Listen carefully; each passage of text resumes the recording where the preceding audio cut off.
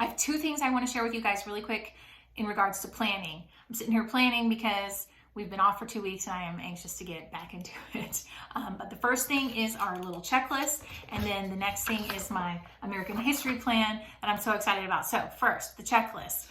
You can see I've already kind of like scribbled and scrabbled here because I am constantly making adjustments to make sure this works for us. I'm only filling in Monday because if things don't get finished or whatever, I want to be able to just transfer it to the next day. So I'm going to work on this on a day-to-day basis. And I think that'll be good. I was able to put all of history in there because that's all planned, and that's what I'm excited to share with you next. So I shared with you guys last week that we're doing our American history solely with picture books, and I'm so excited about it. A lot of you have asked for that book list, and I'm working on getting that to you. The problem is I want to make sure that I read each and every book. Some of them I've just chosen based on research, and if there is something about the book that I want to share with you, or if I don't feel like it's the right choice, then I definitely don't want to be giving out that book list yet. So I'm working on that.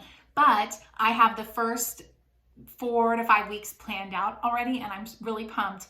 I mentioned also that I wanted to add some picture study and some poetry into this unit, and I've been able to link that as well. So I'm going to share with you how we're going to do that.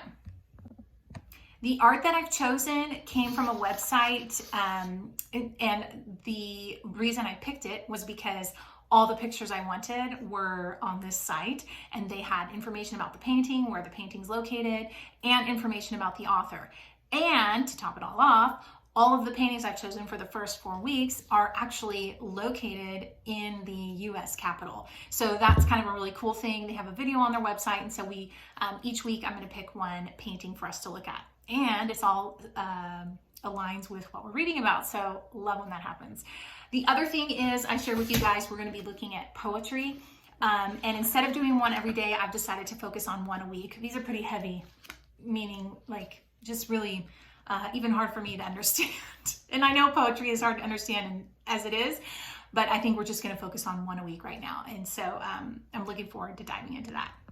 One last thing, and then I'm going to flip this camera around so I can show you this little schedule that I made. The other thing I wanted to do is add some enrichment. Now, I really love doing something fun that goes along with a book. And I am usually the crafty type, but I'm not in that season right now. I don't know what's going on because normally I'm like, yay, let's do all the crafts. But for some reason, I'm not feeling the crafts. And so my goal in this unit is to find one enriching thing that I can do with my kids that is related to the book, fun and exciting, adding to our learning, but not necessarily crafts. And so it's been super fun to do that, and I'll kind of share with you what that is. Now, I will say there are some baking things in there, but I don't really count baking because I mean, eating is just fun. Okay, so let's flip it around and see. So here's what week 1 looks like. You can see that I've got 2 books to try and finish this week, and I've split them up into 2 days each. And then I kind of just picked one thing to focus on each day. So on Monday, we're going to look at this painting, and that comes directly from that website, and it has all the information I need on the site.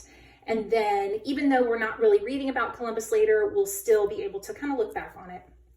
And then for poetry, we're going to be reading this poem, which I got from here, but it's also just online. I've looked and you can just Google it. So I have 2 places for that. And then I have a goal to do 2 narrations for our portfolio. And I won't do one for every single book, but just because it's, specific people in history, I thought it would be neat to do that. The last thing on here is the enrichment, which I've reminding myself that it's optional. Honestly, any of this is optional. The focus here is going to be the books. But I have one little thing for each book that we're reading, and we can do it any day that we please. I also have on here some bonus books, and this is kind of what I was talking about before. I had this book on my list, and I've decided that I may or may not read it. So I'm just calling it a bonus book, and if we have time to get to it, we will. So I'm really excited. I don't normally plan that in depth, but because I made this book list and because I really was craving a plan, I did this, and I've got 4 weeks planned so far from the books that I've read, and I'm really loving it. And I hope that this rhythm works out, and I'm probably going to keep doing it with our list and see how that goes. But I'm just super excited to not have to think about what we're going to do. It's already thought of. And then just to dive into the subject with the kids. I can remember when we did American history a couple of years ago, and it's just super fun. So this should be a good week.